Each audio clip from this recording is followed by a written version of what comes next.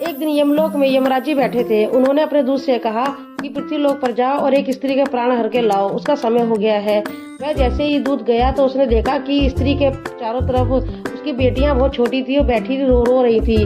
तब उसको दया आ गई और वह वापसी आ गया। उसने कहा कि यमराज जी, यह मैं नहीं कर सकता। तब यमराज जी ने गुस्से में आकर उसको पृथ्वी पर फेंक दिया। उसने कहा कि अब तुम जब तक 3 बार नहीं हंसोगे तुम्हारी मुक्ति नहीं होगी। तब उसको एक पृथ्वी पर एक मोची मिला। वह मोची काफी अच्छा था। वह उसको अपने घर ले आया। अब मोची की वाइफ तो बहुत गुस्सा हुई, परंतु क्या करते। तब वह हंसने लगा देखकर। तो मोची ने कहा तुम हंस क्यों रहे हो। तब वह कुछ नहीं बोला। तब मोची ने उसको अपना काम सिखाया और वह मोची से भी ज्यादा अच्छे जूते बनाने लगा। अब उस मोची के भी दिन पलट गए थे, क्योंकि वह जो जूते बनाता था वह बहुत महंगे और कीमती होते थे और ज्यादा ही दामों पर बिकते थे। अब राजा महाराजा भी उससे जूते सिलवाने आने लगे। शहरों में भी उसके जूतों की ख्याति बढ़ने लगी थी।